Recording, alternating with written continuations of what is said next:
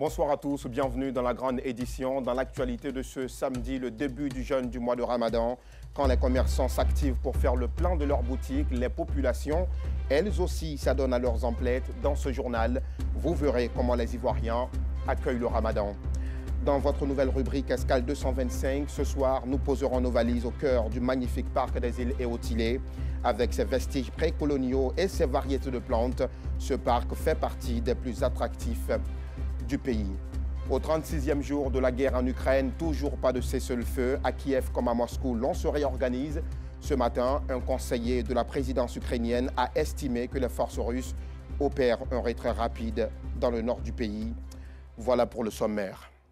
Le Ramadan, voilà un mois qui intéresse particulièrement les commerçants. Ils réalisent au cours de cette période d'importants chiffres d'affaires, obligés car les populations, elles aussi, s'empressent pour faire leurs emplettes. Assis Tandiara et Joël Gossé ont parcouru certains marchés d'Abidjan.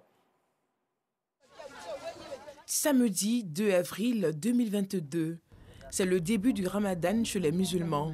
Dans la commune d'Adjamé, au marché Gouro, les femmes font des achats pour la rupture du jeûne ce soir. Aujourd'hui, je suis venue acheter les choux, le moutarde, tout ce qu'on prend pour faire le jeûne. J'ai payé tout. Je vais rompre le jeûne avec ça, avec ma famille. Un mois de pénitence qui permet aux commerçants de denrées alimentaires d'augmenter leur chiffre d'affaires. Bon, les gens sont venus un peu achat aujourd'hui. Bon, nous tous, on est contents. Le marché est rempli, on est contents. En tout cas, malgré c'est cher, le marché est rempli, on est contents. Chez moi, en tout cas, il y a plus d'Alhamdoulilah, ça a marché chez moi. Toujours dans la commune d'Adjamé, à quelques mètres du marché Gouro, Djatou et ses voisines sont à la tâche pour préparer le repas du soir qui permettra aux jeûneurs de bien rompre leur jeûne. J'étais en train de préparer bouillie pour ce soir, pour couper carême. C'est très doux. Je sais bien faire. J'invite tout le monde ce soir. Je suis en train de cuisiner. J'ai fait café et puis j'ai fait soupe de viande pour mon mari ce soir. C'est dans cet élan de solidarité que la Fondation internationale communautaire Oumar Magasuba a fait des dons d'une valeur de 4 millions de francs CFA en vivres et non-vivres aux prisonniers musulmans de la Maka, maison d'arrêt et de correction d'Abidjan. Vous savez, l'islam est une religion de solidarité. Comme l'a dit le prophète Ali sallallahu alayhi wa sallam, l'entraide fait partie de l'islam. C'est pour cela que nous avons pensé bon d'aider nos imams et nos frères et sœurs qui sont éprouvés par la prison. Donc ils en ont besoin. Ils ont besoin de nous chaque année. Ça fait la 7e édition cette année, Inch'Allah. Un geste apprécié par les guides religieux et les responsables de la Maka. Nous félicitons nos frères vraiment qui ont pu initier vraiment ce don à l'endroit des prisonniers de la Maka. En tant que musulman, si vous êtes généreux pendant le mois de Ramadan, vous devez être encore plus généreux dans ce mois béni de Ramadan. Donc tous ceux qui peuvent quand même participer et faire un geste à l'endroit de ces prisonniers-là, qu'ils le fassent dans ce mois béni de Ramadan. Ces dons, vraiment, ça nous va vraiment droit au cœur. Chaque année, il vient en aide auprès des détenus, près de 10 000 personnes. Donc, alhamdulillah, rabbil alamin, nous les disons merci beaucoup parce qu'on va débuter ce soir avec les dons pour préparer la rupture pour donner aux détenus, Inch'Allah. La Fondation internationale communautaire Oumar Magasuba œuvre en faveur des orphelins et des personnes vulnérables. Avant les musulmans, les chrétiens, eux aussi, ont entamé un temps de carême, une période de pénitence qui fait appel à des élans de générosité. En témoigne ce don à vivre du directeur général de la Loterie nationale de Côte d'Ivoire aux chrétiens de Dembokro, Anicette Conan-Blessing. Des soutiens en vivres pour la communauté chrétienne de Dembokro. Ces dons, composés de riz, d'huile, de pâtes alimentaires et concentré de tomates, sont destinés à soulager les familles vulnérables chrétiennes pendant ce temps de carême. Nous traversons un moment de pénitence pour nos frères et sœurs chrétiens. Donc nous avons décidé de faire un don pour accompagner nos frères et sœurs chrétiens à ces moments difficiles de mois de jeûne. Un acte de solidarité, de partage, de fraternité et de cohésion, salué à sa juste valeur par les bénéficiaires. Très heureux de recevoir aujourd'hui ces dons en ce temps de carême, temps de prière, de jeûne et de partage. Et donc le partage se vit par ces dons que nous venons de recevoir. Et nous allons faire de telle sorte que chaque fidèle puisse en bénéficier. La Caritas, l'église évangélique CIMA et la paroisse de la Cité bénéficieront de ce don qui a coûté plus de 3 millions de francs CFA. Un vent violent a soufflé dans la nuit de jeudi à vendredi sur la ville d'Odiéné, causant d'importants dégâts matériels. À l'aéroport international Lamine Diabaté, l'orage a endommagé le bâtiment abritant l'aérogare. Selon la Sodexam, la société d'exploitation et de développement aéroportuaire, aéronautique et météorologique, ce vent était d'une intensité de rafale atteignant au maximum 75 km/h. L'Institut des sciences et techniques de la communication a abrité les 30 et 31 mars dernier la Journée nationale des femmes dans les médias, une conférence et des panels autour du thème « Femmes des médias, réalités et perspectives » ont meublé cette célébration. Aïssita Sogodogo, Bintou Pekele. Ces membres de l'Organisation des femmes reporters photographes de Côte d'Ivoire, OFREPSI, reçoivent des prix tels que les prix Awa Sissoko, du nom de la première femme photoreporter de la RTI, et Martine Gissé, photojournaliste au sein du premier quotidien ivoirien, Fraternité Matin. Ces récipiendaires sont les lauréates du concours de photographie initié par le REF JPC, Réseau des femmes journalistes et des professionnels de la communication de Côte d'Ivoire. Un concours en hommage aux pionniers du journalisme. L'enjeu de cette rencontre était de créer un cadre de rencontre, non pas pour juger ni pour condamner les acteurs ou les actrices des médias, mais c'est surtout pour évaluer et prendre des engagements pour que demain, la question de l'image des femmes dans les médias soit traitée de manière plus équitable, que les sujets liés aux femmes, que la voix des femmes, que les opinions des femmes soient prises en compte, afin que nous ayons des médias qui soient à la fois des transformateurs de la société, des médias qui impactent et qui aident notre communauté à être plus solidaire et plus inclusive.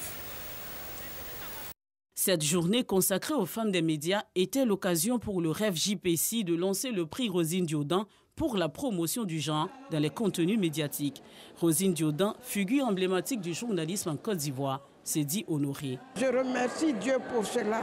Je suis à la retraite il y a plus de 10 ans. Et puis c'est maintenant qu'on m'honore. Vraiment, j'en suis heureuse. Vivre par l'image, informer et former pour bâtir une société équitable, inclusive et solidaire, ce sont respectivement les slogans de l'OFREPSI et du REF JPC. Pour ces deux organisations, un nouvel ordre médiatique qui valorise le genre doit être instauré dans les contenus comme une exigence à la fois déontologique et éthique.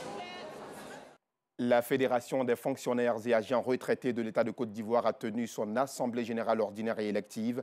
Au terme des débats et du vote, le préfet Yang Guessan, membre de l'association des retraités du corps préfectoral, a pris les rênes de la fédération. Joël Gosset. Le départ à la retraite est soumis à diverses conditions relatives à l'âge et à la participation financière au système de retraite. Cependant, force est de constater que la retraite, qui devrait être le couronnement d'une vie professionnelle bien remplie, suscite des inquiétudes et des incertitudes pour les actifs admis à faire valoir leurs droits à la retraite. Pour y remédier, plusieurs associations de retraités réunies au sein de la Fédération des fonctionnaires et agents à la retraite de Côte d'Ivoire, FARECI, ont tenu une assise au sein de l'IPS Ségraeux dans la commune de Cocody. Ces assises étaient l'occasion pour les membres de la Fédération des fonctionnaires et agents à la retraite de Côte d'Ivoire d'élire le nouveau responsable de la fêtière. À cet effet, l'Assemblée a enregistré la participation de 12 associations membres de la FARECI et de délégations venues de l'intérieur du pays pour prendre part au vote. Après la présentation du rapport moral du bureau sortant, place au vote. Au sorti du vote, Yang Guessan de l'Association des retraités du corps préfectoral de Côte d'Ivoire est élu à la tête de la FARECI avec 53 voix, soit 59,55% du suffrage exprimé contre 36 voix. Nous espérons que ce nouveau bureau va nous apporter beaucoup parce que ce nouveau président, il remplace quelqu'un de valeur. Monsieur Kofi Mathurin, c'est un homme de terrain. Il nous a montré qu'il pouvait conduire notre association commune. Donc, M. Ya Guessan, qui le remplace, nous attendons beaucoup de lui. Ce qui nous tient à cœur, c'est de voir la révalorisation des pensions de certains membres. Parce que nous pensons que révaloriser les pensions dans un système de péréquation, c'est faire preuve de beaucoup de justice. Et nous allons nous battre pour cela. Se réjouissant du choix porté sur sa personne, Yam Nguessan, âgé de 72 ans, a exprimé sa gratitude. Je me dois de faire mieux pour ne pas décevoir mes mandants. Et surtout, nous représentons un vivier d'expertise. Et ce vivier, nous le mettons au service de l'État de Côte d'Ivoire.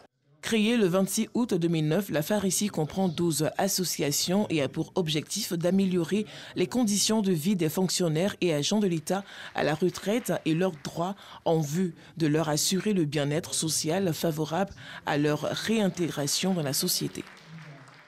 Et dans la commune de Koumassi, une soixantaine de couturiers ont été honorés pour le service rendu, notamment le rapport pour le rayonnement du métier de couturier dans la commune. Nous, Sangaré, Clément Boko. Ils ont pour certains 25, 30, voire 40 années d'existence dans le secteur de la couture. Au nombre de 60, ces anciens couturiers ont apporté à la couture ces lettres de noblesse dans la commune de Koumassi. Aujourd'hui, ces pionniers viennent de voir leur mérite reconnu. Une distinction pour leur apport au rayonnement de ce métier. Je remercie Dieu que tout ce que je fais, je n'ai pas fait au hasard. Que Dieu m'a fait que j'ai eu mon diplôme. Je remercie Dieu, un bon Dieu qui m'accompagne. On peut regarder l'horizon tout joyeux. Parce que la couture, ça nourrit son homme. Vraiment, ça nous va droit au cœur. Merci à nos devanciers. Cette distinction est une initiative du syndicat national patronal des couturiers, tailleurs, stylistes, modélistes de Côte d'Ivoire, SYNAP-CTCI. Nous sommes arrivés à un point où il faut qu'on fasse notre autocritique et reconnaître aussi ce qui nous a aidés à arriver là. Marraine de cette cérémonie de distinction, Fatoumata Djiré Ouattara, par ailleurs adjointe au maire de Koumassi, a invité les acteurs de la couture de la commune à l'union avant de les inviter au respect des aînés. Pour avoir ce parcours-là, c'est beaucoup d'humilité, beaucoup de respect, beaucoup de discipline. Parce qu'on ne peut pas faire un parcours auprès des aînés et puis bénéficier de leur responsabilité, de leur expertise, tant que nous ne sommes pas sages. Donc on encourage aussi ceux qui n'ont pas eu cette distinction de rester toujours sages et ceux qui ont reçu de encore faire mieux. Et puis de leur dire autour de leur corporation d'avoir beaucoup de solidarité. Quand il y a la solidarité autour de nous, ça amène automatiquement l'amour du prochain. Outre les conseils, elle a offert des machines à coudre à certaines couturières de la commune de Koumassi. Au Somaliland, un impressionnant brasier a consumé le marché d'Argeïza. Il s'agit de l'un des plus grands marchés du pays. Le président de la Chambre de commerce d'Argeïza, Jamal Aidid, a estimé qu'il représentait entre 40% et 50% de l'économie du Somaliland. Le bilan, lui, fait état d'une vingtaine de blessés. Et puis, au 36e jour de la guerre en Ukraine, les pourparlers n'ont toujours pas abouti à une solution. Des deux côtés, les troupes se remobilisent. Ce matin, un conseiller de la présidence ukrainienne a estimé que les forces russes opèrent un retrait rapide des régions de Kiev et Tchernobyl dans le nord de l'Ukraine. Selon Mikhailo Podolyak, ce retrait a pour objectif de prendre pied dans l'Est et le Sud. Nous vous le disions en titre dans votre nouvelle rubrique Escale 225. Nous faisons ce soir une excursion au bord de la lagune Abiy, précisément au parc national des îles Eotilé. Ce magnifique parc, situé dans le sud-est de la Côte d'Ivoire, est l'un des plus attractifs du pays. Avec nous, Sangaré Bachilkader, allons à la découverte de cette diversité biologique et des potentialités touristiques. Etiosika, village situé dans la sous-préfecture d'Assini, département d'Adiaké. Lieu d'embarquement pour le parc national des îles Eotilé, l'une des 16 aires protégées que compte la Côte d'Ivoire. Bonsoir. Bonsoir. Soyez les bienvenus à Etiosika, au poste de l'OIPR à Etiosika, pour la visite du parc national des îles Eotilé. Donc on y va pour la visite. Pour s'y rendre, nous prenons place à bord du bateau des eaux et forêts. On va vous aider. Voilà. En cas de situation, si vous avez un problème, voilà, vous pouvez siffler.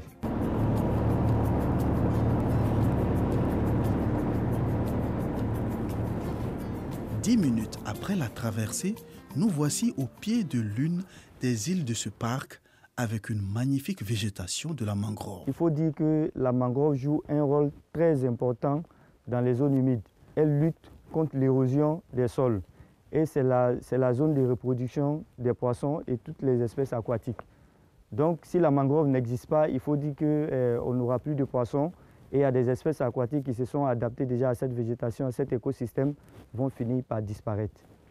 Sur cette île, on retrouve également des vestiges précoloniaux dont le canon du français Louis XIV. Les Blancs étaient venus voir qu'est-ce qu'on peut faire avec l'Afrique. Donc c'est là qu'on parle du commerce triangulaire et autres. Donc ils venaient échanger avec les résidents, c'est-à-dire les Bétibés qui habitaient sur l'île. Donc ils venaient échanger leur commerce avec les leurs. Donc c'est la raison pour laquelle ils ont quand même installé ces canons pour dissuader un peu, comme c'était une zone d'échange, il faut sécuriser le territoire. Donc c'est pour cette raison qu'on a ces canons qui sont présents ici. À quelques pas de là, des chauves-souris offrant aux visiteurs un balai spectaculaire. L'espèce de chauve-souris qu'on a ici, elles ne mangent que des fruits. Donc on les appelle les mégachiroptères. Maintenant, leur nom scientifique, c'est Eldilon elvum. Donc, elles se sont adaptées à cette végétation parce que l'accès est très difficile. Dans notre randonnée, nous faisons la découverte d'une autre île du parc. Il s'agit de l'île Méa. Avec un visage verdoyant, une variété de plantes, cette île offre une prairie chatoyante. Tout ce que vous voyez aux alentours de nous, on poussait naturellement, il n'y a aucune intervention humaine ici. En fait, notre mission, c'est de protéger tel que la nature nous offre. On ne fait pas d'aménagement. Des plantes médicinales et décoratives font aussi le charme du parc national des îles Eotile. C'est le cas du sentier botanique aménagé par feu le professeur Akeassi. Nous sommes sur l'île Asoko Monobaha, la grande île, qui a une superficie de 327 hectares et demi. Quand les gens viennent pour la visite du parc national des îles Eotile, ce n'est pas sûr de voir les animaux parce qu'ils sont dans les milieux naturels. Donc ce qui est plus sûr de voir, quand même, on a des plantes médicinales qu'ils ont répertoriées dans cette zone, raison pour laquelle il y a eu l'aménagement de la piste du sentier botanique. On a des plantes même qui ont été déjà étiquetées par l'OIPR, vous voilà. On a les Palizota ishuta, qui est un anti-inflammatoire. Voilà, donc si vous avez une inflammation, il suffit de juste aussi prélever les feuilles et vous malassez ou bien vous pouvez chauffer à la flamme pour quand même mettre sur la partie où il y a la douleur. La piste des éléphants est aussi l'un des attraits touristiques du parc national des îles Eotile. Séparée par deux îles, elle se distingue par sa mangrove. À ma droite, on a l'île Balouaté, la fin de l'île Balouaté. Et à ma gauche, on a le début de l'île Asoko Monobaha. C'est un mythe. À l'époque, on a un monsieur du nom de Monsieur Soin qui veut dire Anagni éléphant. Donc c'était sa zone préférée de pêche et toutes ses activités. Donc on le trouvait ici fréquemment. Raison pour laquelle on lui a attribué ce nom. La piste de Monsieur Soin, qui veut dire en français piste d'éléphant. Sur cette piste, fréquemment, on trouve des singes, les mounes de loué et les singes verts qu'on appelle calitriches. Et là aussi, on trouve les varans, le varan du Nil. Assini regorge de nombreuses potentialités touristiques. En témoigne le parc national des îles Eotile, qui a une superficie de 722 hectares, composée de 6 îles disséminées dans la lagune Abi. Nul n'entre dans ce parc sans une autorisation préalable de l'Office ivoirien des parcs et réserves. J'espère que vous n'avez pas mis vos filets dans le parc. J'espère que vous avez respecté la distance, les 20. Autour de l'ensemble des 6 îles du parc, l'activité de pêche est interdite. Seules les visites touristiques et les recherches scientifiques sont autorisées. Voilà, c'est la fin de ce journal, de cette excursion aussi. L'information revient à 12h30 demain avec Anicette Conan-Blessing. Moi, je vous retrouve avec toujours le même plaisir à 19h30. Bonne soirée.